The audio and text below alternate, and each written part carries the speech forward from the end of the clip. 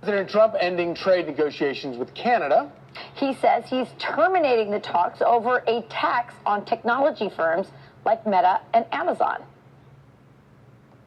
A tax on companies that were American companies that they shouldn't, very severe tax. I guess they could remove it. They will, but I don't really, it doesn't matter to me. We have all the cards. It's not going to work out well for Canada. They were foolish to do it. And so I said, we're going to stop all negotiations with Canada right now until they straighten out their act. Let's bring in Kevin O'Leary, a Canadian and chairman of O'Leary Ventures. Man, I love this dude so much because he's smart, he's funny, and he's pithy. And I don't mind just saying it. This is, I don't know, we kind of knew this was going to happen, but I don't think it's going to go anywhere. Is this a tempest in a teapot? You know, this policy actually was introduced by the previous administration in Canada, the idiot king, Justin Trudeau. It was bad policy then, and it's bad policy now. But Carney, the new prime minister, that Trudeau was thrown out after he impoverished 25% of the Canadian population, wiped out GDP, buried the country in debt, because of one policy called Bill C-69, which doesn't allow development of any energy, anything at all. It's a no pipeline bill. So revenues collapsed in Canada during his 10-year reign. And now Carney has no income. There's no growth in income at all. So he's trying to find any way he can to make income. This is worth $7 billion to the Canadian economy. But obviously, it's not going to work out the way he planned. Now, he may be just testing it, but he doesn't have a lot of options because Canada's economy has been wiped out by the idiot king, and he's got to fix it. And so at the end of the day, this is just another aspect of the negotiation. But I will add one thing.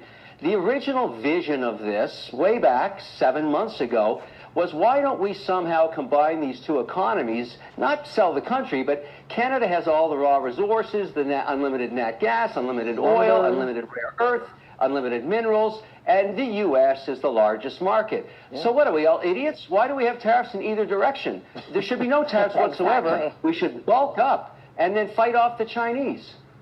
You know, my favorite thing that's happened out of Canada recently was when the No Kings protests spread to Canada, and then Canada remembered that they have a monarchy, so they had to change it to the No Tyrants holiday.